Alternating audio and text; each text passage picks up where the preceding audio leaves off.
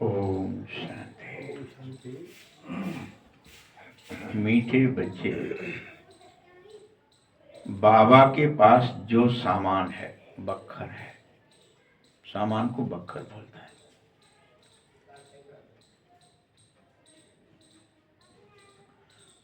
उसका पूरा ही जो तंत्र है, सार है, वह सब तुम्हें मिला है। अब तुम इस बक्खर को धारण भी करो और सबको कराओ। ये सातों गुण धारण भी करो, पवित्रता, सुख, शांति, आनंद, प्रेम, ज्ञान, दया, क्षमा, करुणा, शक्तियां सब धारण भी करो और सबको कराओ। प्रश्न है, त्रिकालदर्शी बाप ड्रामा के आदि मध्य अंत को जानते हुए भी, देखिए भगवान त्रिकालदर्शी है और वो ड्रामा का सब जानता है, क्या होगा, कब कैसे होगा, आदि जानता है, मध्य अंत भी जानता है। फिर भी बाप कल की बात आज नहीं बताते। क्यों बाबा नहीं बताते कि कल की बात आज बता दें, कल ऐसा होगा आज सुन लो? उत्तर है, बाबा कहते हैं अगर मैं इस ड्रामे को पहले से ही तुम्हें बता दूं तो ड्रामा का असल आनंद ही निकल जाए। कोई पिक्चर देखने गए आप और बगल में बैठा, अब ये होगा, अब वो होगा, आप क्या करो, चुप। देखने से जो आनंद हमको ड्रामा को देखने से आ रहा है, पहले बताने से नहीं आएगा। पहले से ही बता दें कि ऐसा होगा फिर ऐसा होगा तो क्या ही आनंद आएगा।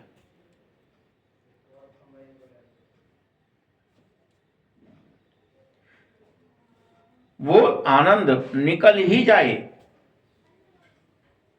अगर मैं पहले ही बता दूं। इसीलिए लॉ नहीं कहता है, ये नियम नहीं है कि कल की बात आज बताई जाए, अभी 1 घंटे बाद क्या होगा पहले ही बाबा बता दे। नहीं, नियम नहीं है।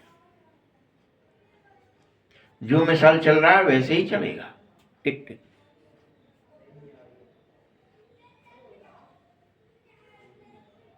सब कुछ जानते हुए भी मैं भी ड्रामा के वश में हो जाता हूं। अब ओला भी पड़ने वाला है या कुछ होने वाला है तो आज बता दे तो फिर खत्म। टेंशन में हो रहा जाएंगे सब लोग। नहीं, वो आनंद खत्म हो जाते हैं। ओले पड़ेंगे वो तो ये होगा ही, कुछ पता नहीं है। क्या ही दिखाते कि राम जी को वनवास होना है तो नहीं पता। रात में तैयारियां चल रही हैं, सब जगह तैयारियां चल रही हैं। कौशल्या आदि सब पूजा पाठ सब कर रहे हैं कि अभी राज्याभिषेक होगा। और वो लौट के आई तो बुलाया तो पूछा तो कि हाँ मुझे दिया है राज्य, लेकिन किसका दिया है? कानन राजू, मुझे जंगल का राजा बना दिया है। दिया तो है माते, अरे काय को तू ठिठोरी करता है, ये करता है। लेकिन नहीं नहीं, मैं सही कह रहा हूँ, ठिठोरी नहीं है। राज तो करूंगा लेकिन हाँ, जंगल का राजा। तो सब कुछ जानते हुए भी बाबा ड्रामे के वश है, पहले सुना ही नहीं सकता है। इसीलिए तुम भी, तुमको एक सलाह दे रहा है बाबा, तुम भी क्या होगा उसकी चिंता पूरी तरह छोड़ दो। जो होगा अच्छा होगा, जो हुआ है अच्छा ही हुआ है। चिंता छोड़ दो, हाय क्या होगा, हाय प्रलय होगी, हाय फलाना होगा। अच्छा बताओ ना, जब आप चिंता करते हो कि हाय मर न जाए, और जब मरना होता है तो वो क्या कहता है? कोई कुछ कह पाता है कि हम जा रहे हैं कि नहीं जा पा रहे हैं? है कुछ? तो फिर मर ही जाता। किसी को पता ही नहीं है भाई, डगाल से पत्ता सूख के कब टूट रहा है उसको पता ही नहीं है। वो लटका है, जब तक लटका है, टूट गया तो टूट गया, हवा आई टूट गया, टूट गया। वैसा ही जीवन है। उसके ये चिंता मत करो, हाय क्या होगा, टूटेंगे तो क्या होगा, अच्छा ही होगा। गीत है मरना तेरी गली में। ओम शांति। ये पारलौकिक आत्माओं का पिता तुम आत्माओं से ही डायरेक्ट बात करता है, शरीरों से नहीं। बाबा को बच्चे बच्चे कहने की प्रैक्टिस हो जाती है। बल यह शरीर बच्ची का है, आत्मा तो सभी बच्चे ही है ना, फिर भी बाबा सबसे बच्चे ही कहता है। बच्ची हो तो भी बच्चा कहता है, बच्चा है तो बच्चा कहता है। वो आत्मदृष्टि से देखता है उसको, ये नहीं कि ये स्त्री है तो इसको अलग संबोधन करूं, पुरुष है तो अलग संबोधन करूं। आत्मा देखा तो वो स्त्री, इसलिए बच्चे शब्द कहता है।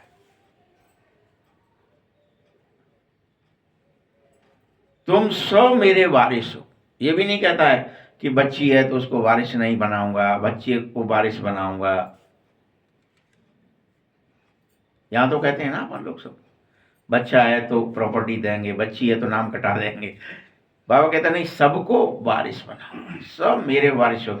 मेरा जो वक्खर है, जो सामान है, वो सबको अधिकार है लेने का। पवित्रता को सब लो, सुख सब लो, आनंद सब लो, शांति सब लो, सबको हक है। तुम सब बेहद के बाप को बहुत याद करो। इस याद में बेहद मेहनत है, बहुत प्यार से याद करो। मैं तुम्हें परम धाम से पढ़ाने आता हूं, तुम्हें मुझसे प्यार होना चाहिए। कि बाप सन्मुख परम धाम से आकर पढ़ा रहा है। साधु संत तो संसार में अपने घरों से आते हैं या कोई गांवड़े से आते हैं, मैं तो परम धाम से आया हूं। तुम उनकी बात सुने, फला जगह से आए हैं, चित्रकूट से आए हैं, मथुरा से आए हैं, वृंदावन से आए हैं, काशी से आए हैं, फलाने से, तो तुम सुनने जाते हो। मैं तो परम धाम से आया हूं भाई।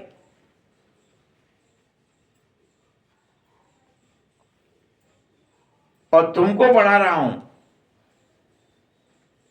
संसार में तो यह बात किसी को मालूम तक नहीं है।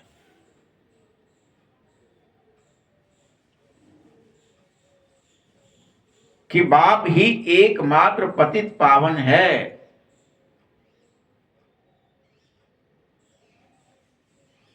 उसको ओशन ऑफ नॉलेज यानी ज्ञान का सागर, ओशन माने सागर, ओशन ऑफ नॉलेज ज्ञान का सागर कहते हैं। भगवान ही एकमात्र अथॉरिटी है। मैं ही अथॉरिटी हूं, बाबा कह रहा है। मैं कौन सा ज्ञान देता हूं? ईश्वरीय नॉलेज, आसुरी नॉलेज नहीं देता, ईश्वरीय नॉलेज देता हूं।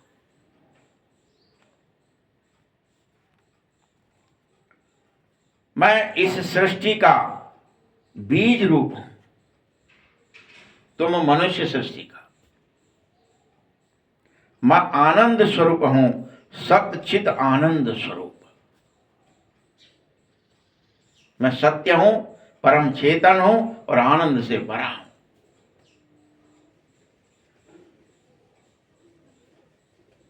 इसीलिए मेरी बड़ी भारी महिमा है।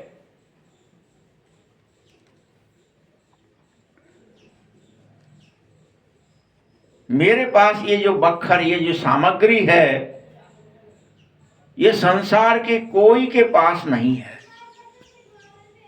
कोई की दुकान में नहीं है ये सामान। मेरी ऐसी दुकान है जिसमें जो सामान भरा है वो संसार में किसी के पास नहीं है।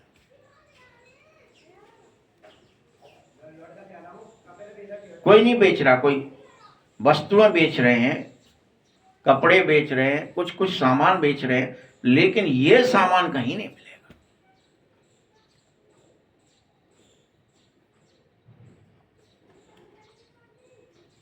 जब कोई के पास दुकान होता है, कहेंगे हमारी दुकान में यह वैरायटी है, तो बाबा कहता है मेरी दुकान कैसी है? मैं ज्ञान का सागर हूं, आनंद का सागर हूं, शांति का सागर हूं, पवित्रता का सागर हूं, सुख का सागर हूं, डॉट डॉट डॉट। मेरे में ये सामान भरा है।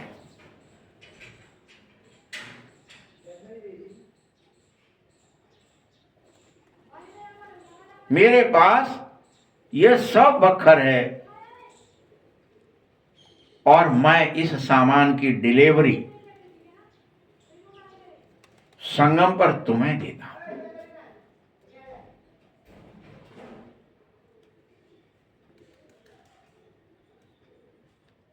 जो कुछ मेरे पास है, जो कुछ, सब तुमको डिलीवर कर देता हूं। फिर तुम जितना जो धारणा करता है, उस सामान को जितना जो उठाता है, उस सामान को जितना जो अपने अंदर समा लेता है,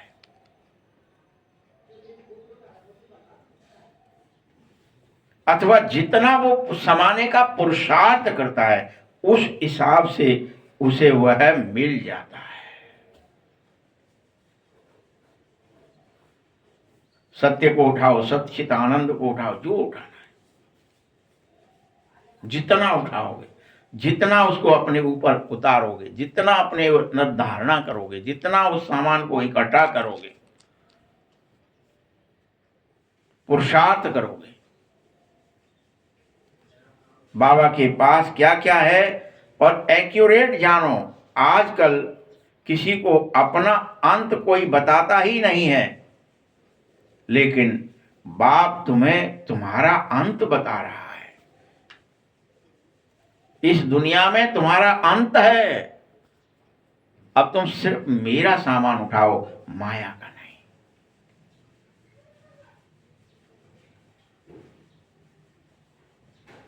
क्योंकि बाप अंत के समय तुमको एक्यूरेट बताने आया है। किसी की दबी रहेगी धूल में, किसी की चोरी चोर ले जाएंगे, किसी की राजा खा जाएगा। काम नहीं आएगी ये कुछ भी, नष्ट होगी। जिसे तुम अभी बटोर रहे थे,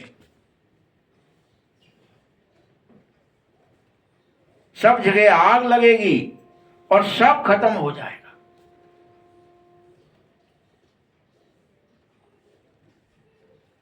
ये सब अभी की ही बातें हैं बच्चों। मैं फिर आपको आगाह कर रहा हूं, याद दिला रहा हूं, सांसारिक कोई वस्तु अब आप उससे मोह मत करो। कोई वस्तु, मकान, दुकान, घर, गृहस्थी, मोह मत करो। तुम्हें पता है, जैसे राजाएं होते अपने महल बनाते, उनके पास अंदर बहुत बड़ी मजबूत गुफाएं रहती थी कि हम पर संकट आएगा, फिर हम इस गुफा से लेकर के बाहर निकल जाएंगे, भाग जाएंगे।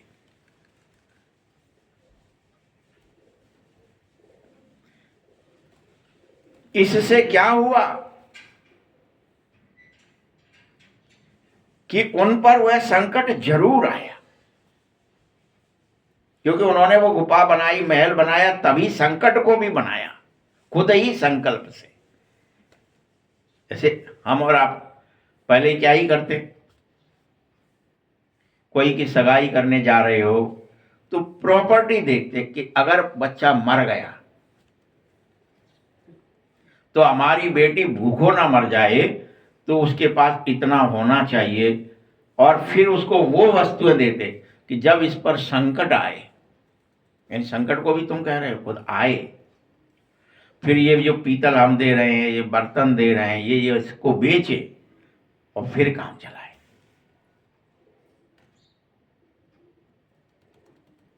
ऐसे ही गुफाएं आदि रहती थी, उनको वो संकट कि कोई आक्रमण करे हम पर, फिर हम इस गुफा से भागे।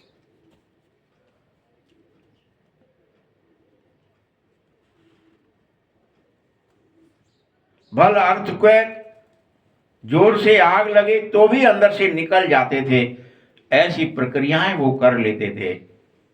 तुम बच्चे अभी जानो कि यहां की कोई चीज तुम्हारे काम नहीं आएगी,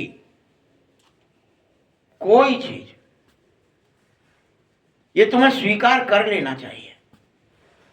वो भी स्वीकार कर लेते थे, ये महल काम नहीं आएगा, संकट आएगा तो हम इससे भाग जाएंगे, जान बच जाएगी। लेकिन तुम्हें तो बाबा आगाह कर रहा है रोज कि तुम्हारे इस संसार की कोई वस्तु, न यह देह और न देह से रिलेटेड सब सामग्री काम नहीं आने वाली है। इसीलिए तुम इनसे मोह मत लगाओ। रही बात खदानों की, खाने सारे खदान सोने की, चांदी की, फलाने की, टिकाने की, हीरे जवाहरातों की खदानें थी तुम्हारे भारत में। तो रही बात खदानों की, खदाने नए सिरे से मैं भर दूंगा। खदानों की भी चिंता मत करो। आए मर गए, सब खोखला कर दिया है, खोद खोद के सब, इवन पत्थर भी निकाल लिए, गिट्टी बना ली, सड़कें बना दी, सारे पहाड़ तोड़ दिए। हे प्रभु, अब क्या होगा? अब कुछ बचा ही नहीं है पृथ्वी के अंदर, सब खोखला हो गया। बाबा क्या कह रहा है? ये खदानें सब नए सिरे से भरतू हो जाएंगी तुम्हारे लिए। तुम खदानों की बात मत करो। रामचरितमानस में एक बहुत बढ़िया प्रसंग है, बहुत ही बढ़िया लगता है मुझे, कि जब पार्वती का जन्म होता है हिमाचल के यहाँ, हिमालय राज, तो वर्णन है कि वहां पर उसी समय जैसे ही उनका जन्म होने को होता है, तब से ही खदानें भरने लगती हैं। नए नए बागीचों में फूल आने लगते हैं, नए नए फल आने लगते हैं, बेहद पृथ्वी पूरी की पूरी लद जाती है।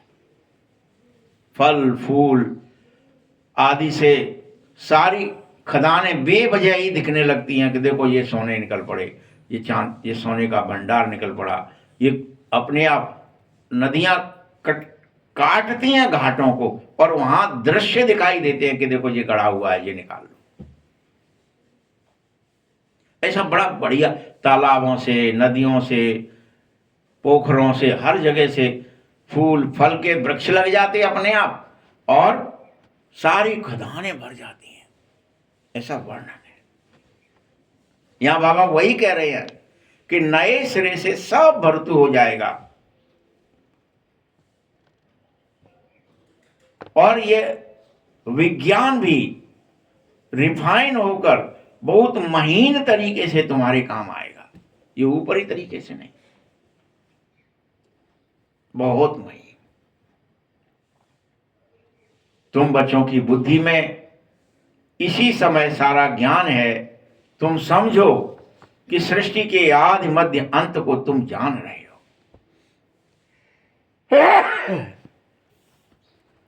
बाकी अंत का थोड़ा टुकड़ा है जो बचा है, जिसको भी जान जाओगे कि अंत कैसा होगा। बाबा ने तो बहुत बता दिया है, हम लोगों को दृश्य तक दिखा दिए कि आप तो बस यूं जाएंगे और अभी स्वर्ग आ जाएगा, पहुंच जाएंगे। अब कैसे पहुंच जाएंगे हमको खुद ही नहीं पता। वहां तो हाल पहुंच गए साक्षात्कार में, कुछ दिक्कत नहीं आई, कोई खरोंच भी नहीं है। ऐसे बस गए, यूं निकले और पहुंच गए स्वर्ग में, कोई दिक्कत ही नहीं। तो बाबा कह रहे हैं जो जानना भी है तुम्हें, हाय पता नहीं क्या, कुछ नहीं हुआ, कुछ कोई कष्ट नहीं, न कोई विनाश हुआ, पहुंच गए, वैकुंठ आ गया, लो साहब आ गया स्वर्ग। अरे बड़ी जल्दी आ गए, हाँ आ गए सहज में, कमल बोते हुए चले चलो, बस पहुंच जाएंगे, थोड़ा सा रास्ता ऐसे घूमदार, पहुंच गए।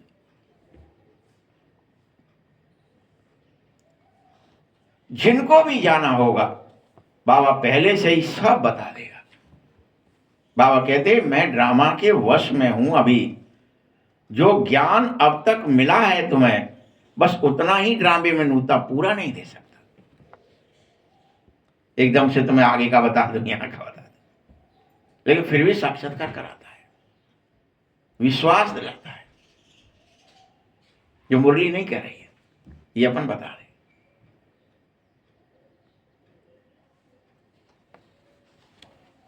जो सेकंड पास हुआ उसको ड्रामा समझना है, बाकी जो कल होगा वह कल देखा जाएगा।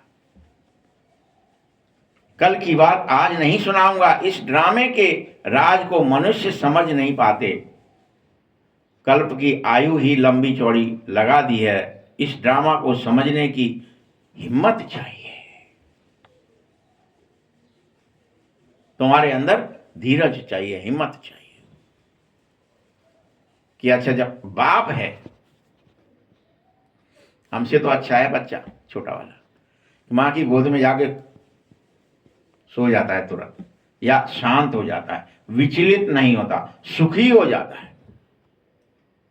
और हम परमात्मा की गोद में जाने के बाद भी अगर दुखी हैं, विचलित हैं, हाय मरे अब क्या होगा, ड्रामे का क्या होगा, बम तो नहीं गिरेगी, मकान तो नहीं टूटेंगे, दुकान तो नहीं फूटेगी, शरीर तो नहीं कुछ गड़बड़ होगा, जो होगा अच्छा ही होगा,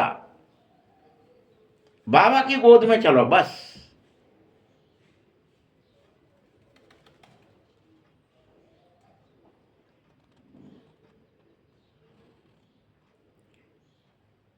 इसीलिए कहता हूं अम्मा मरे तो हलवा खाओ और बब्बा मरे तो भी हलवा ही खाओ।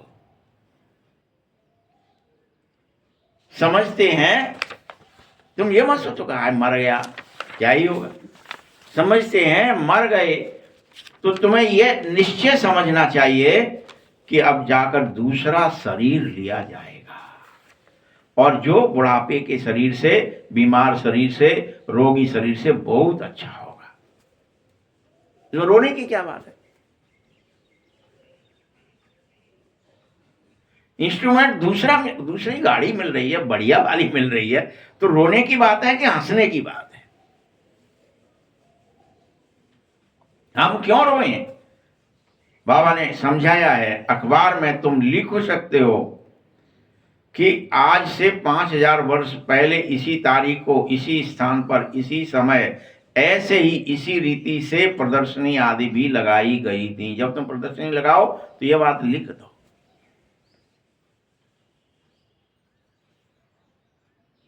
जिससे विश्वास दिलाने के लिए।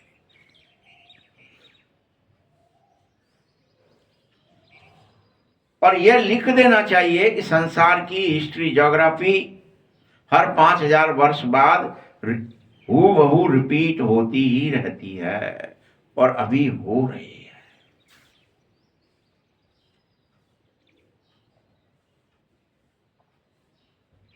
यह दुनिया बहुत थोड़े दिन की बची है, सब कुछ खत्म हो जाएगा। हम तो बस पुरुषार्थ करें और विकर्मों को जीत लें। खत्म कब होगा? कब होगा? जब तुम विकर्मों को जीत लोगे, तो तुम्हारे लिए विकर्म खत्म हो जाएंगे। तुम अपनी आदतों को, अपने संस्कारों को बदल लोगे, सुख देना शुरू कर दोगे, दुख देना बंद कर दोगे, मोह करना बंद कर दोगे, लोभ करना बंद कर दोगे, सब सुखी हो जाओगे। सुखमय संसार है,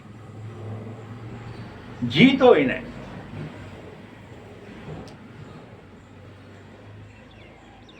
विकर्माजीत सम्मत शुरू होगा, क्योंकि पुरुषार्थ कर तुम विकर्माजीत बनते हो। फिर द्वापर से विकर्म करना भी शुरू होंगे, इसीलिए फिर विकर्म संवत शुरू होगा। अभी विकर्म करते करते दिखाया जा रहा है कि 2083 वर्ष हो गए। कौन सा संवत चल रहा है? 83। तो 2083, ये तुम खुद गिन रहे हो कि हमको विकर्म करते करते, विक्रम संवत, बुरे काम करते करते, दुख से अशांति होते हुए या देह अभिमान में आते हुए ये हो गया। इतना तो तुम्हें याद है और तुम तो गिन भी रहे हो उसे।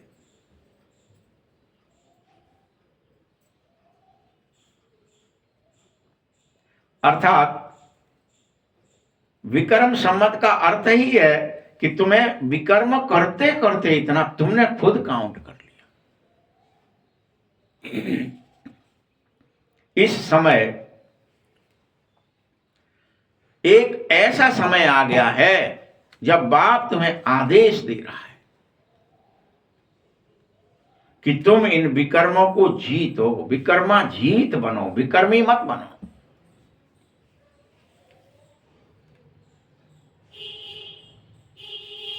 इन पाप कर्मों से मुक्त हो जाओ, पाप कर्मों को श्रीमत से जीत लो, मेरी याद से इन्हें भस्म कर दो और विकर्मा जीत हो जाओ। मत कहो कि हम अभी भी विकर्मी हैं, हमें तो और विकर्म करने हैं। नहीं करने। तुम्हें हर हालत में आत्म अभिमानी होना ही चाहिए। रात दिन प्रैक्टिस करो, मैं देह नहीं हूं, देह में रहता हूं, देही हूं। ये रात दिन प्रैक्टिस करो। बच्चे, विकर्मा जीत मतलब जहां देह अभिमान का अंश भी ना हो, तो तुम ऑटोमेटिक विकर्मा जीत हो। विकर्म होते ही देह अभिमान की वजह से। कलयुग में देह अभिमान सब में बहुत ज्यादा है और इसी संगम पर अभी के अभी तुम देही अभिमानी बन जाओ हर हाल में।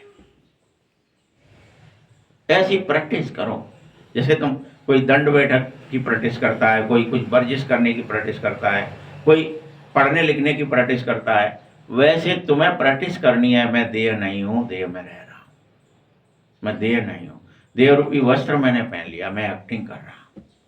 अब मैं आत्मा हूं, मुझे देह से कोई भी फर्क नहीं पड़ना है। मैं देह से कोई विकर्म नहीं करूंगा, मैं पाप कर्म नहीं करूंगा। ये प्रतिज्ञा करो। देही अभिमानी बनो, परमात्मा बाप को जानो। तुम्हें शुद्ध अभिमान आ जाए, मैं बाबा का बच्चा हूं,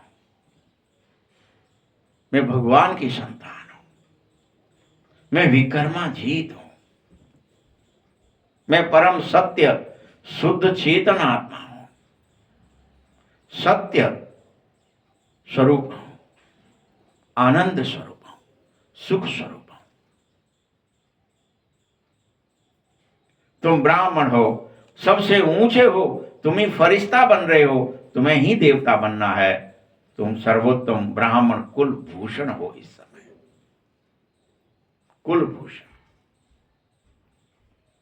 विकर्मी नहीं हो, ब्राह्मण हो, पवित्र आत्मा हो। यह ज्ञान तुमको सिर्फ अभी ही मिल रहा है, दूसरे किसी को नहीं मिलेगा। तुम्हारा यह सर्वोत्तम कुल है बच्चे, सर्वोत्तम कुल। गाया भी जा रहा है, अतीन्द्रिय सुख गोपी वल्लभ के बच्चों से पूछना चाहिए, तुमको लॉटरी लगी है अतीन्द्रिय सुख लेने की, गोपी वल्लभ के बच्चे बनने की।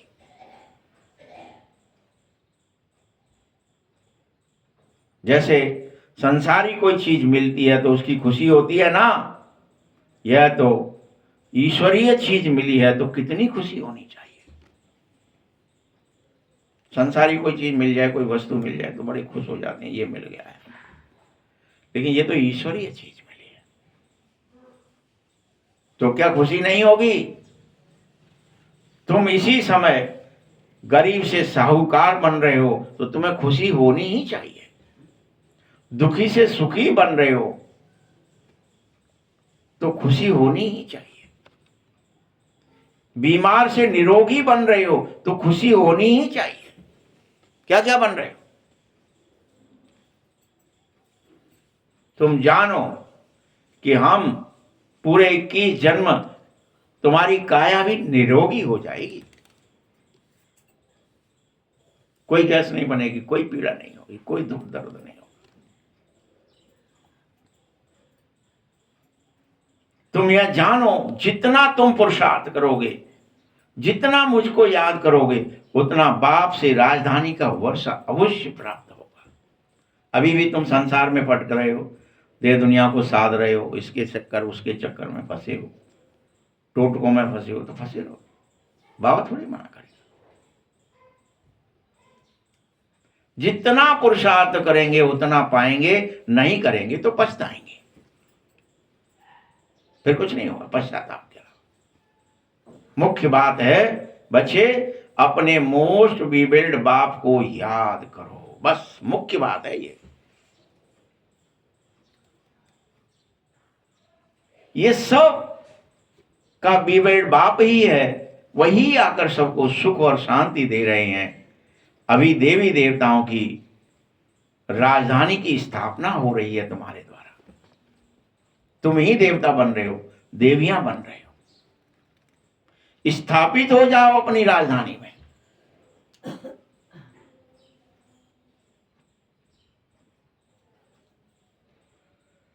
वहां कोई किंग और क्वीन नहीं होगा, ना कोई राजा होगा, कोई ना रानी होगा। वहां तो कुटुंब है। कुटुंब में थोड़ी कोई, अच्छा आप बताइए, कोई कुटुंब होता है तो 100 आदमी का हो, 1 लाख का हो, 10 लाख का हो, 33 करोड़ का हो, क्या ही फर्क पड़ रहा है?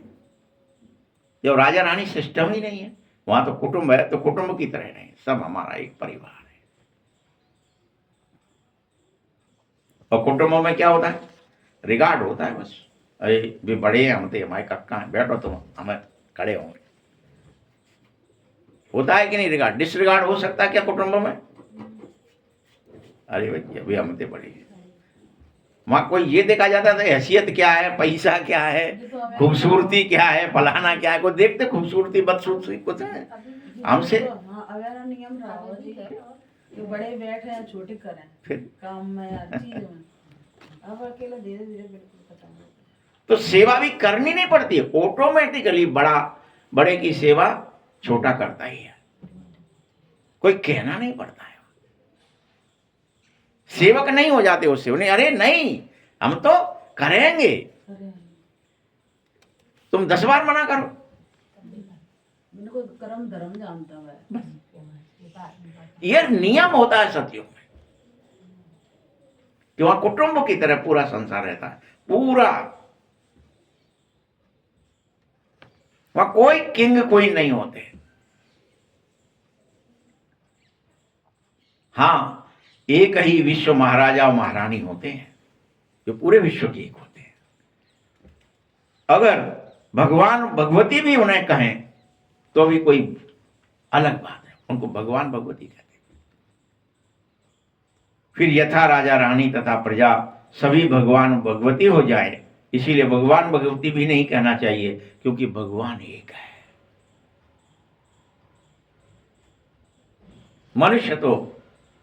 मनुष्य को ही भगवान कह देता है, जबकि सूक्ष्म वतनवासी ब्रह्मा विष्णु शंकर भी देवता कहे जाते हैं, भगवान और भगवती नहीं।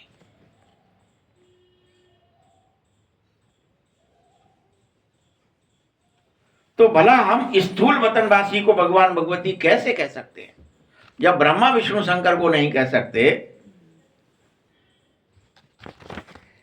क्या हो गया? तो सूक्ष्म वतन वालों को नहीं कह सकते, तो स्थूल वतन वालों को भला कैसे कहेंगे?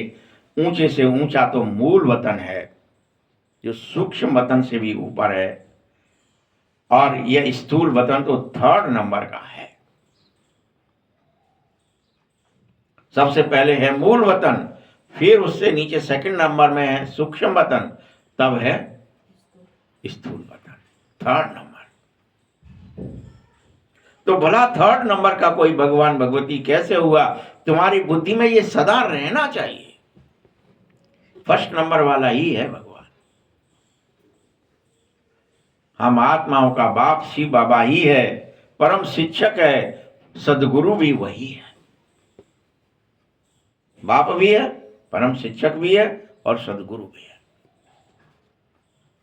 जैसे यहां सुनार, बैरिस्टर आदि सब है ना, वैसे ही सबको तुम्हें रावण की जेल से छुड़ाना है। शिव बाबा बहुत बड़ा बैरिस्टर है जो तुम्हारी वकालत करता है, तुम बच्चों को माया के जाल से छुड़ाता है। ऐसे बाप को क्यों भूल जाना चाहिए? बोलो, जो तुम्हें वकालत करके माया से भी छुड़ा ले, उसको भूल जाएंगे तुम? क्यों कहोगे बाबा हम भूल जाते? बाबा कहता नहीं, तुम्हें किसी हालत में मुझे नहीं भूलना है। कोई कहते माया के तूफान बहुत आते बाबा, क्या करें इसलिए भूल जाते। बाबा कहते नहीं, ये तो होगा ही, हर कल्प हुआ है, कौन सी नई बात हो गई? फिर माया का तूफान नहीं आया, माया है तो तूफान आएगी, लाएगी, उसे संस्कार कहते हैं। लेकिन तुम्हें उनसे बचना होगा,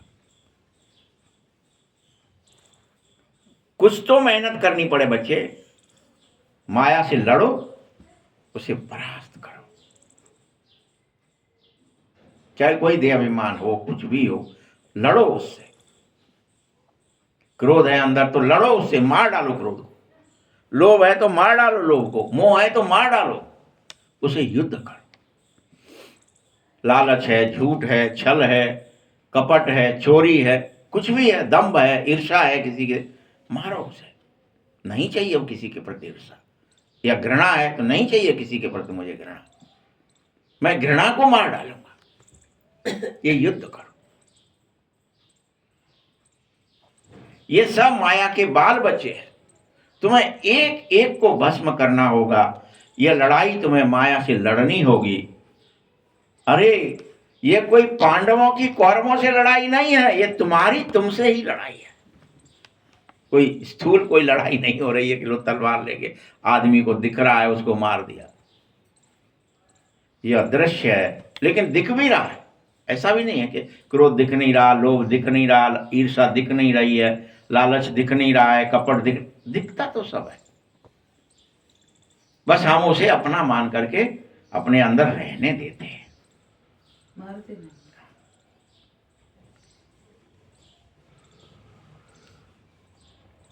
पांडव अहिंसक होकर भी तुम्हें लड़ाई लड़नी होगी। हे पांडवों, तुम कहे हम तो अहिंसक हैं बाबा, तुम ही सिखा रहे हो हमें किसी को मारना नहीं है। और कहता ठीक है, हिंसा थोड़ी करने को कह रहा। अच्छा माया मरेगी, ईर्ष्या मरेगी, या झूठ मरेगा, या तो कोई खून बहेगा क्या? कोई का मर्डर एक्चुअल में किसी का मूड कटेगा क्या? नहीं ना,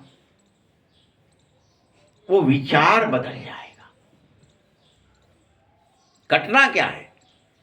भावनाएं, विचार और कर्म बदल जाएंगे, बस जी। भावना बदल जाएगी, इतने निर्मल मन बन जाएगा, निर्मल। तुम कभी भी पांडव होकर के हिंसक नहीं हो सकते हो। मैं तुम्हें कभी हिंसा नहीं सिखा रहा हूं कि तुम जाओ फलाने को मार ले आओ, ये उसको बम पटक दो, इसको गोली मार दो, उसको तलवार से काट दो, कुछ नहीं सिखा रहा। लेकिन कह रहा युद्ध कर और मार, और तू देख खुद चेक कर कहां पे दुश्मन है तेरा, कहां महाशत्रु है, तू मार उसे, ढूंढ और मार। कौन सा काम याद आ रहा है, कौन सी इच्छा मेरे अंदर प्रकट हो रही, मुझे उन्हें मारना, इच्छा मात्र अविद्या बनना है, क्योंकि तू पांडव है और पांडवों को यही काम करना है।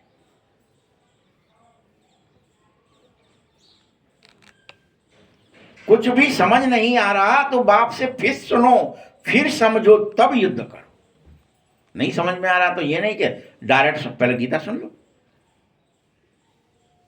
समझ लो बात को कि किसको मारना है, कैसे मारना है, कब मारना है, कहां मारना है, दिन में मारना है कि रात में मारना है। ये तो रात का ही युद्ध है, ये तो दिन का है ही नहीं। अभी तो रात ही है ना, अज्ञान की रात है। वास्तव में स्थूल तुम्हारी कोई लड़ाई है ही नहीं किसी से भी, कि जिससे तुम घृणा कर रहे हो। घृणा तुम्हारे अंदर इसलिए तुम्हें दूसरे से घृणा हो रही है। तो ये नहीं है कि तुम घृणा होगी उसको मार देते, ये आदमी हमारे यहाँ क्यों है, ये अगर हट जाए तो हम सुखी हो जाएंगे शायद, ये जाति क्यों है यहाँ, ये धर्म वाला क्यों है, ये फलाना क्यों है, ये नहीं होता तो। अरे वो घृणा जो अंदर है उसे मार, आदमी को नहीं। हम घृणा के वशीभूत हो, किसी से कहते हैं भैया तू भग जा यहाँ से, तू बेकार है, तू हम काम के नाते रही, तू हमारे काम को नहीं।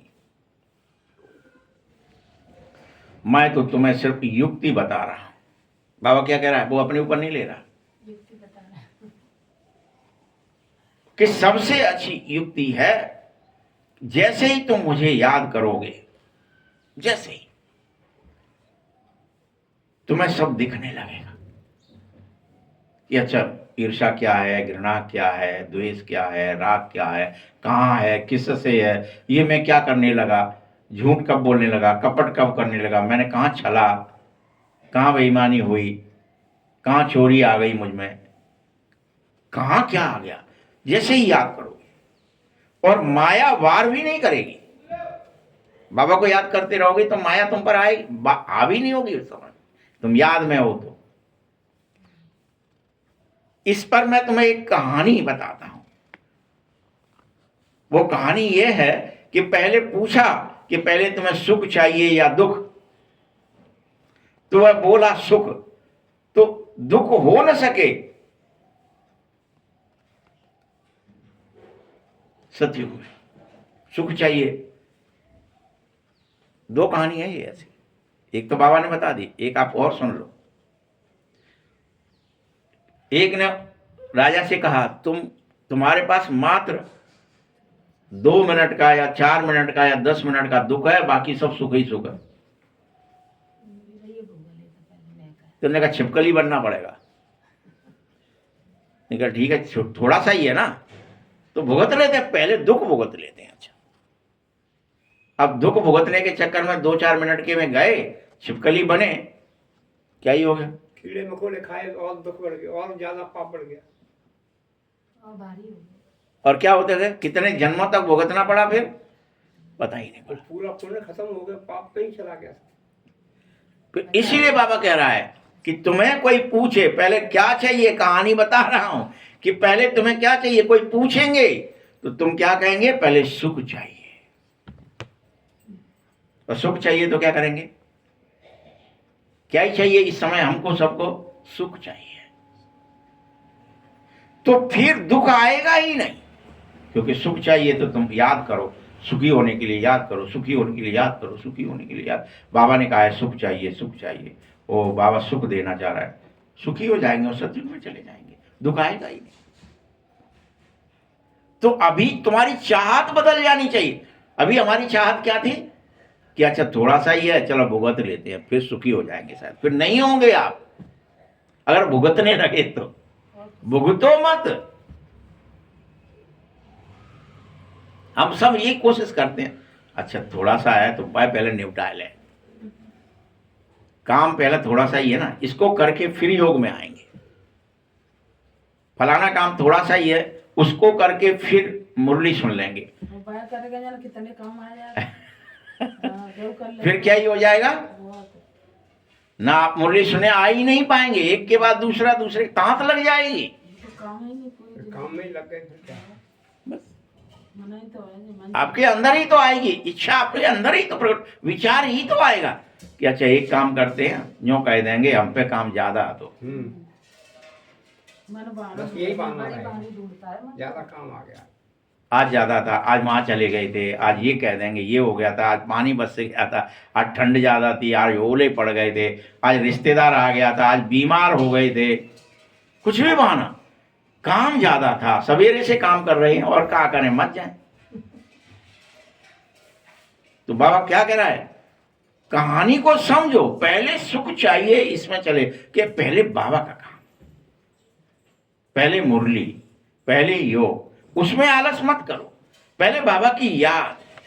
तो फिर याद में तुम कब सुखी हो जाएंगे और कब तुम्हारे वो सारे जो काम धंधे जिनके लिए तुम मरे जा रहे थे आज पहले दुख भोग लें, वो भोगना भी नहीं पड़ेगा और पूरा भी हो जाएगा। कमरा है वही नहीं है। अपन सोचते हैं ना चलो चलना पड़ेगा, मर जाएंगे नहीं तो ये हो जाएगा, ये हो जाएगा, कुछ नहीं होगा। तुम जानो इस समय सभी सीताएं रावण की शोक वाटिका में है। यह सारी दुनिया समुद्र के बीच में लंका है और सब पर रावण की जाल पड़ी हुई है, जेल की जाल। यह जेल बहुत बड़ी है जो सबके अंदर विचार के रूप में है। जेल का जाल कौन सा है? कोई भ्रमित है, कोई दुखी है का विचार है, कोई भाव कर्म का विचार है, कोई काम धंधे विचार है, वो जाल में लटके हुए हो। ये रावण की जेल का जाल है जिसमें फंस जाते हैं, मकर जाल बोलते हैं उसको। बाप सर्व की सदगति करने आया है और चाहता है मेरा एक एक बच्चा शोक वाटिका से निकल जाए, एक एक बच्चा। एक सीता नहीं है, सब सीता है। क्या चाहता है बाबा? तुम जो शोक कर रहे, हाय मरे झाड़ू लगाओ, हाय मरे कपड़ा धो, हाय मरे पानी भरो, हाय मरे रोटी बनाओ, पानी पियाओ, पुताई करो, लिपाई करो, जा से मिलो, बा से मिलो, जितना भी चल रहा है ये सब शोक वाटिका है। बच्चे स्वर्ग में सुख होते हैं, दुख तो नरक में ही होते हैं। इसको शोक वाटिका कही जाएंगे, वह अशोक है, स्वर्ग अशोक वाटिका है और यह शोक वाटिका है। बहुत अंतर है। तुम कोशिश करो, तुम बच्चों को कशिश होनी चाहिए बाप की याद करने की, लौ लग जानी चाहिए। कैसे भी मुझे तो बाबा को याद करना है, मुझे तो योग लगाना है, मुझे तो ज्ञान सुनना है, मुझे तो खुश रहना है, मुझे तो सुख भोगना है, पहले दुख देखूंगा बाद में। तो संगम तक फिर दुख नहीं आएंगे तुम पर, अगर पहले तुम्हारे अंदर ये आ जाए जिससे आज से मैं सुख भोगूं, फिर नहीं आएगा। क्योंकि आप भोगने में लग जाएंगे, सुखी करने में लग जाएंगे, सुखी होने में लग जाएंगे, सुख के विचार करेंगे, सुख की तो जाल आएगा ही नहीं माया का। और तुम्हारा खुशी के मारे पारा चढ़ जाएगा। बाप की राय है बच्चे, अगर तुम इस राय पर नहीं चले, अभी भी मैंने बता दी तुम्हें कि तुम सुख मांगो अपने आप से बार बार, कि थोड़ा सा सुख भोग लें, फिर देखेंगे दुख बाद की बात है। जब तक जीवित हैं तब तक तो हम तो भैया सुखी रहना चाहते हैं, हमें झंझट नहीं चाहिए, हम तो सुखी होना चाहते हैं। हमें नहीं चाहिए भय, हमें नहीं चाहिए दुख, हमें नहीं चाहिए चिंताएं, हमें नहीं चाहिए कुछ, कोई दुख की बात करे हमें नहीं चाहिए भैया, तुम अपने पास रखो ये पोटली, हमें सुख की बात करनी है तो हमसे करो। तो क्या होगा? बाप की राय है, अगर मेरी राय पर तुम नहीं चल रहे हो इस पर, तो तुम मेरे नहीं सौतेले ठहरे। क्या कह रहा है? कौन हो फिर तुम? सौतेले हो, खास नहीं हो। खास होंगे तो, खास होंगे तो मेरी बात मानेंगे ना। खास क्या करता है? अच्छा, खास कौन होता है? बात मानता है, इसको फॉलो जो खास होता है वह बात मानता है। जो सौतेला होता है, नहीं कहा अभी तो वैसे ही कहा था, पता नहीं हमें फंसा रहे होंगे गऊ में। तो भगवान कह रहा है मेरे तुम अगर सौतेले नहीं हो तो बात मान लो, और तुम पहले सुख में रहो, सुख में सुख भोगो और सुख की बात करो, सुख के चिंतन में। अगर तुम शांत में सुख है, आनंद में सुख है, प्रेम में सुख है, ज्ञान में सुख है, तो वो लो ना।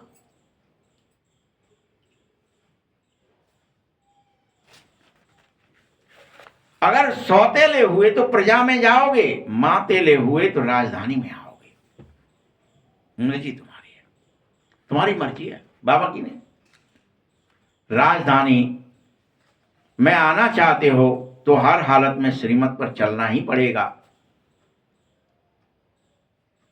मत है ही दो तरह की, एक मनमत या दूसरों की मत, एक है श्रीमत। दो हैं, हमेशा दो रहती हैं हर एक के अंदर, द्वैत रहता है, ये करें कि ये करें, ये अच्छा है कि ये अच्छा है। विचार या भावना भी आ रही हो कि सुख की, तो सुख भोगो पहले, दुख नहीं। इसलिए तुम श्रीमत लेते रहो और यही संगम पर अभी श्रुतियों के फल भोगते रहो, रोज अभी से भोगो। सुखी होने की चेष्टा में रहो दिन रात, ऐसे नहीं कि कोई हमारे 5 दबा रहे। सुखी मतलब निरोगी काया, निर्मल बुद्धि, निश्चल बुद्धि, निर्विकार बुद्धि, विचार का भावना का खेल है सब।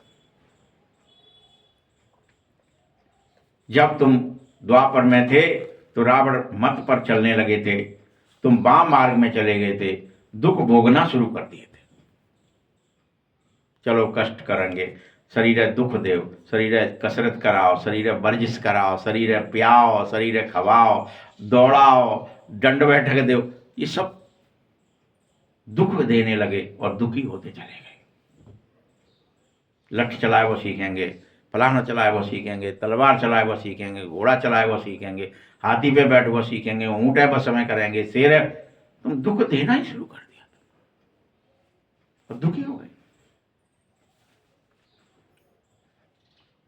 क्योंकि रावण की मत तुम्हें असुर बना डालती है। वो रावण की मत थी, बन गए थे असुर। तुमको अभी ईश्वरीय मत मिली है, देने वाला ईश्वरीय मत एक बाप है, ईश्वर ही है। तुम ईश्वरीय मत से पवित्र बनो, पवित्र। पहला पाप जो तुम करते हो वह है विषय सागर में गोता खा जाना, विषयी बन जाना, देह और दुनिया की याद में फंस जाना। याद रखना बच्चे, तुम देवता बनने आए हो और देवता कभी भी विषय सागर में गोता नहीं खाते हैं, ये याद रखना। तुम्हें कोई काम व्याप्त ना हो जाए, विषय है वो, मुझे ये काम पड़ा है, ये धंधा पड़ा, अरे बाबा है तो फिर मुझे क्या करना है, बाबा है ना, बाबा है ना, बाबा है ना, बाबा सब करेगा। उमंग आएगी, बाबा कर देगा 2 मिनट में। कहेंगे क्या वहां बच्चे नहीं होते? कई लोग पूछते हैं बाबा देवता बन जाएंगे तो बच्चे नहीं होंगे? अरे बच्चे क्यों नहीं होंगे, होंगे, लेकिन वह 22 दुनिया होगी, निर्विकारी दुनिया होगी। संपूर्ण दुनिया निर्विकार से ही चलेगी। बड़ी भारी चिंता है, विकार नहीं होंगे तो बच्चे कैसे होंगे? बाबा भारी चिंता कर रहा संसार। मीठे बच्चे बाबा ने समझाया है, वैसे तो शास्त्र भी समझाते हैं लेकिन मनुष्य समझते नहीं है। क्या ही शास्त्र समझाते, कोई बताएगा? किस किस को पता है? अनुसुईया की अनुसुईया न करे थे नहीं, वो नहीं, हाँ? नहीं बता रहे। क्या लिखा है शास्त्रों में कि पार्वती गर्भ से बच्चे पैदा कर ही नहीं सकती हैं, श्राप है।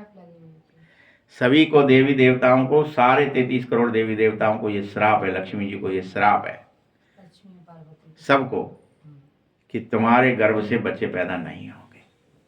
ये श्राप किसने दिया? उन्होंने कहा वो काम को जब वशम किया, किसको? कामदेव को भस्म किया था तो उनकी पति रति ने दिया था। रति ने श्राप किसको दिया? सभी देवी देवताओं को और शिव जी को दिया कि जाओ, गर्भ से पैदा नहीं होंगे बच्चे। तो अपन ये बात मानते तो हैं कि हाँ उनके गर्भ से पैदा नहीं हुए, इसलिए उन्होंने दिखाए कि कैसे भाई कि वो मैल से बनाओ गणेश, वो फलाने से बनाओ, वो ऐसे बनाओ। बहुत शक्ति से अग्नि का पिंड बनाया, वो जाके कृषियों ने पैदा किया, पालन किया, वो ऐसे पैदा हुए थे। बस दिखाया क्या किसी को? नहीं, कोई देवता कोई देवी नहीं देखा। किसी को नहीं पता। कि गर्भ से हो रहा है? नहीं, तो पता तो तुम्हें था शास्त्रों के अनुसार, लेकिन तुम शास्त्र को भी ध्यान में नहीं रखते समझ नहीं पाया। कि वहां योग बल से होते हैं। ये बात सही है। उन्होंने कहा दृष्टि दे दी, हो गया। अब आंख में आंख मिलाई, दृष्टि दे दी, बच्चा पैदा हो गया। कुंती वगैरह के भी तो ऐसे ही पैदा हुए, मतलब उन्हें कहाँ हुए वो भी तो। अरे भाई पांडवों की तो बात ही चल रही है सब, हाँ। कि पांडव हो तुम, तो तुम काय से पैदा होंगे? हाँ, योग बल से, योग अग्नि से। तुम्हारा काम भस्म होना चाहिए, लेकिन कि मुझे काम है, मुझे काम है। तुम्हें काम क्या है? वो दुख देने की प्रवृत्ति है कि मैं शरीर को दुख दे दूं, मन को दुख दे दूं, बुद्धि को दुख दे दूं, आत्मा को दुख दे दूं और शायद सुखी हो जाऊंगा। ये दुख देने की प्रवृत्ति, इसे बंद कर दो। बाबा क्या कह रहे हैं? अगर सौतेले नहीं हो तो, सौतेले हो तो दो, क्योंकि बात ही नहीं मानते। तो वहां कोई विकार होता ही नहीं। बाबा ने समझाया है, वेद पुराण तो समझा ही, लेकिन बाबा समझा रहा है स्पष्ट कि वहां कोई ये नहीं होगा। देवता हैं सिर्फ आत्माभिमानी होंगे, उन्हें तो भगवान का अभिमान भी नहीं होगा, परमात्मा का नहीं होगा। संपूर्ण रूप से आत्माभिमान रहता है, बस बाबा को नहीं जान पाते। लेकिन यह विश्वास है कि मुझे पवित्र रहना है 100%। अभी हम बाबा को सब जानते हैं कि भगवान है, भगवान है, भगवान है, भगवान है, लेकिन भगवान की कोई मानता ही नहीं है। क्यों ही जानते हैं कि ये भगवान है, यहाँ भगवान है, मंदिर में भगवान है, फलाने बैठे हैं, चुपचाप बैठे रहे। भगवान कब तक हाजिर नहीं है। तुम आत्माभिमानी बनो।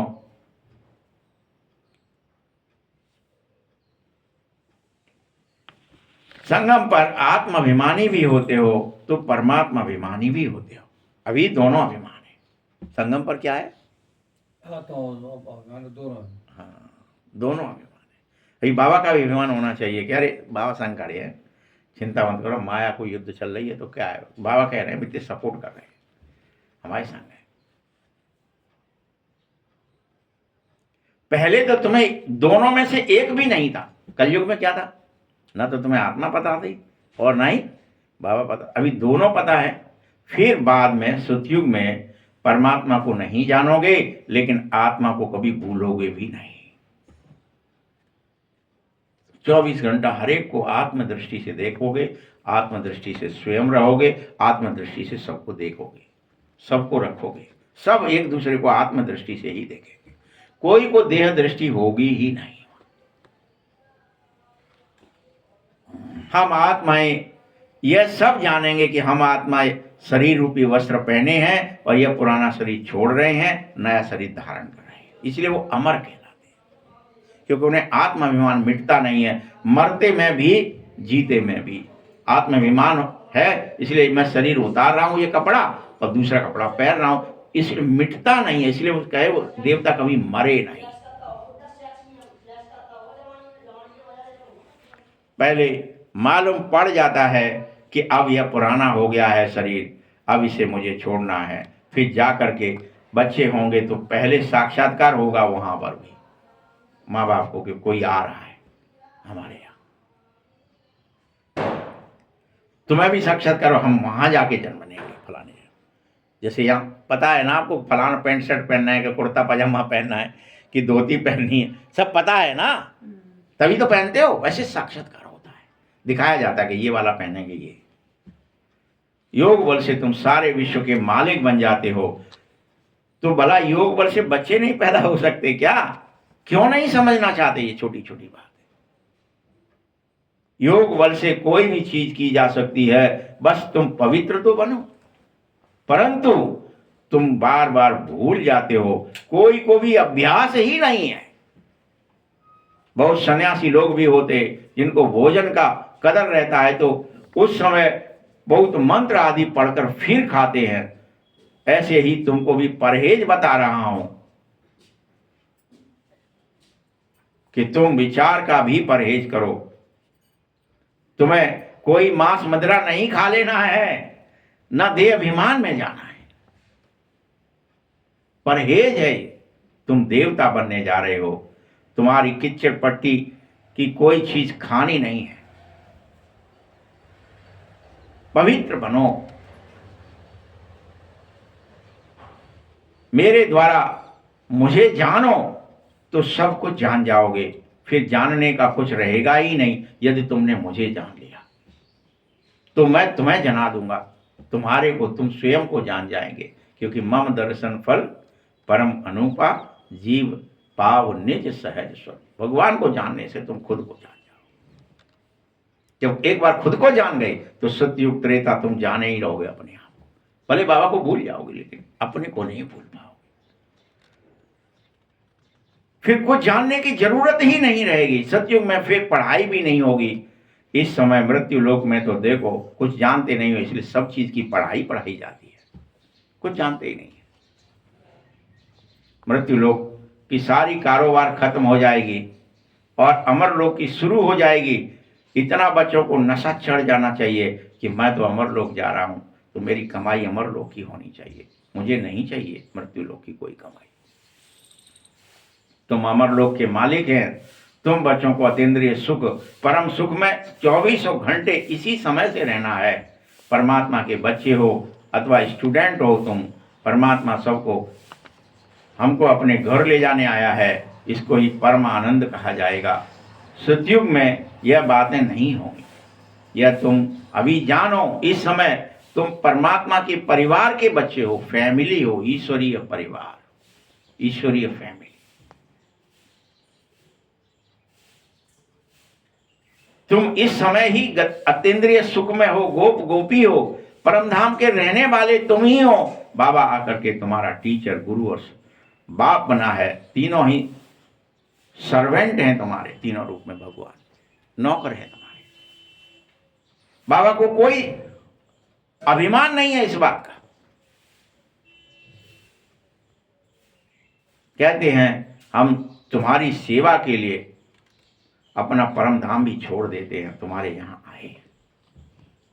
वहां फिर यही बात को भागवत में कैसे लिख दिया कि वो 16,108 रानियां हैं। नारद जी आते हैं और देखते हैं और सबके घर में लाल जी कृष्ण दिखते हैं, वो सेवा कर रहे हैं। किसी के यहाँ भोजन करा रहे हैं, बच्चों को पाल रहे हैं, किसी की गाय धो रहे हैं, किसी का पलाना है, किसी का ठिकाना, कुछ भी कर रहे हैं। और किसी के यहाँ भी स्थिर नहीं बैठे हैं, सबकी सेवा में। और सबसे पूछा नारद जी ने कि अच्छा बताओ तुम ठीक ठाक तो होने के। मैं तो कहती हूँ ये किसी और के पास भी चले जाओ, फलाने की दूसरी रानी के पास चले जाओ, कभी जाते ही नहीं है। 24 घंटे मेरे ही संग रहते हैं, कभी नहीं जाना चाहते। मेरी इतनी सेवा करते हैं, मैं क्या ही बताऊं। तो परमात्मा बाप की बात है ये। कृष्ण बन जाओगे तो थोड़ी कृपा हो एक से दो के संग। अभी बाबा कर रहा है, हर एक के घर में है। जो प्यार कर रहा है, जितना जो सेवा ले रहा है बाबा की, बाबा उतनी सेवा देने को नौकर बन के, चाकर बन के, टीचर बन के, गुरु बन के, सब करके सेवा करने को तैयार है। तुम्हें जो चाहिए पढ़ाने को तैयार हूं, जिस रूप में चाहिए पढ़ाऊंगा। तो पढ़ो तो तुम, बनो तो मेरे, खास तो बनो, समझो तो कि हम बाबा के हैं। मैं सब कुछ दे रहा हूं, तुम्हारा ओबीडियंट सर्वेंट हूं, निरहंकारी हूं, बैठा हूं। इतनी ऊंची पढ़ाई और कोई पढ़ा न सके, फिर भी पढ़ाने आता हूं। तुम पढ़ लो। क्या कह रहा है? सुखी होना है पहले। पढ़ाई क्या थी आज की? मुख्य पॉइंट क्या है? पढ़ लो। इतनी पॉइंट्स कोई दे न सके जितनी मैं तुम्हें रोज देता। कोई देता है क्या इतनी पॉइंट? बताओ आप। कई ज्ञान में जाएंगे भी तो वही पाठ पढ़ा दो, फिर से वही कथा पढ़ा दो, फिर से वही चौपाई पढ़ा दो रामायण की भी। लेकिन बाबा तो रोज नहीं पॉइंट बताते, कोई इतनी पॉइंट बता ना सके। मनुष्य तो जान नहीं सकते इसको, कोई गुरु में नहीं सिखाया। गुरु होता तो बहुतों का होता, एक का होता क्या? बाप ही पतितों को पावन बना रहा है, आदि सनातन देवी देवता धर्म की स्थापना कर रहा है और कह रहा है बच्चे तुम स्वधर्म में टिको, देवी देवता बनो, खान पान हर चीज बदल दो। मैं कल्प कल्प कल्प के संगम पर तुम्हें एक ही बात समझाता हूं। कल्प पहले भी मैं तुम्हें मिला था, फिर मिला हूं और कह रहा हूं मुझे याद, मुझे याद। मेरी याद से तुम पति से पावन बन जाएंगे। 21 जन्म के लिए तुम बच्चों को पवित्र बनना ही है, तो यह सब धारणा तुम्हें करनी होगी। फिर बताना भी चाहिए कि बाबा ने हमें क्या क्या समझाया। बाबा से भविष्य की जन्म का वर्षा ले लो, यह याद रहने से फिर खुशी रहेगी कि हम परमानंद हैं, परमात्मा नॉलेजफुल है, ब्लीसफुल है, वह सब हमें वरदान दे रहा है। हमको वह वरदान मिले हुए हैं। हम इन वरदानों से कि हम सतयुग में कोई बुद्धू नहीं होंगे। लक्ष्मी नारायण को तो ये कौन सा ज्ञान नहीं होगा, किस तरह के बुद्धू होंगे लक्ष्मी नारायण, ये ड्रामे का ज्ञान नहीं होगा। उन्हें नहीं पता होगा सत्युग के बाद त्रेता भी आएगा, वो तो आत्माभिमान में है, उन्हें नहीं पता कुछ कि सोमवार के बाद मंगल आएगा। ये सोमवार मंगल ये सब भी कोई नहीं जानते क्या होते हैं, नाम बार दिन ये सब बाद में रखे जाते हैं। आपको बता दें अभी रखे गए हैं द्वापर से, वेद पुराण शास्त्र सब द्वापर से लिखे जाते हैं।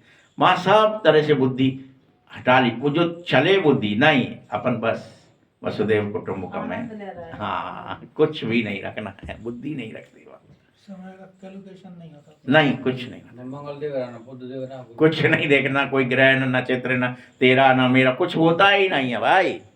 तो अभी ध्यान नहीं हाँ रहते कुछ हैं, दुख तो की बात ही कल नहीं का जाता देखते आज का है तुम्हारे गाँव में, आज कौन सा चल रहा है, आज कौन सी राशि है, कौन सा नाम है, कौन सी राशि का है आज। बाबा मना कर रहे हैं। वहां तो तुम लक्ष्मी नारायण तो बुद्धू होंगे, लक्ष्मी नारायण को कुछ भी ज्ञान नहीं होगा। उनको ऐसे ही परंपरा से चलाया है, ऐसा लगेगा जैसे परम आनंद देवताओं को है वैसा और किसी को हो नहीं सकता है। इतना आनंद होता क्योंकि उसको कोई चिंता की चीज तभी तो सुखी है, हमको कोई जान ना आते कि बुद्ध की दशा चल रही है, कि गुरु की चल रही है, कि राहु की चल रही है, उन्हें पता ही नहीं है वो क्या है। पंच के लग गए जो कचरे माँ साहिब पुण्य अच्छा मीठे मीठे सकील हृदय बच्चों प्रति माता पिता बाप दादा का याद प्यार और गुड मॉर्निंग। रूहानी बाप की, रूहानी बच्चों को नमस्ते, रूहानी बच्चों की भी बाप दादा को बहुत बहुत याद प्यार और नमस्ते। धारणा के लिए मुख्य सार है, देवता बनने के लिए तुम्हें हर हालत में खान पान को बहुत शुद्ध रखना होगा, बहुत शुद्ध, बहुत ही परहेज से चलना होगा, हर चीज की परहेज नहीं, क्योंकि जैसा अन्न वैसा मन हो जाता। अभी तुमने किसी का खा लिया और वो कोई दुष्कर्म करके आया है तो तुम्हारे अंदर वो प्रवेश कर जाए।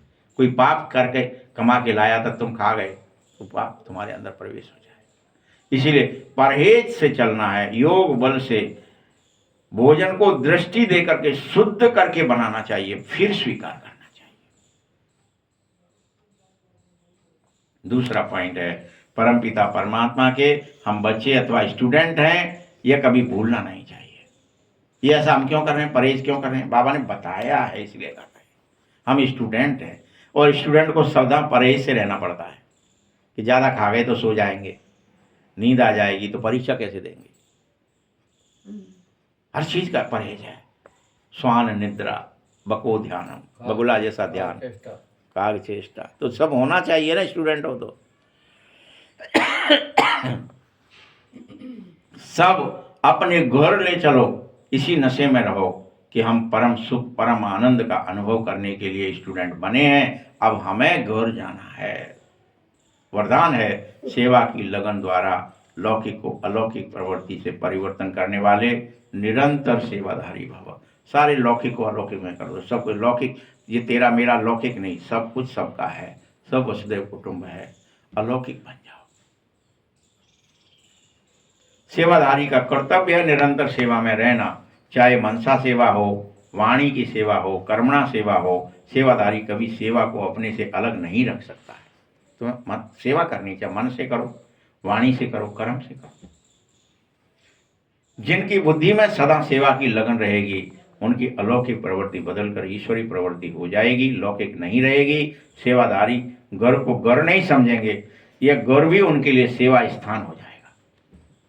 ये घर नहीं है, ये सेवा का स्थान है, बाबा का घर है, हम तो किराए से रहते हैं भैया। सेवादारी का मुख्य गुण है त्याग। तुम्हें हर चीज त्यागना है।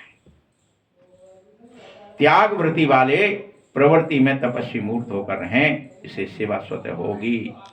स्लोगन है, अपने संस्कारों को दिव्य बनाइए और मन बुद्धि को बाबा के आगे पूरी तरह समर्पित कर दीजिए। क्या कर लीजिए? संस्कारों को दिव्य बनाइए, मन बुद्धि को बाबा के आगे अर्पित कर दीजिए। लो बाबा जी, एक मन ये रहा बुद्धि, तुम जानो तुम्हारा काम।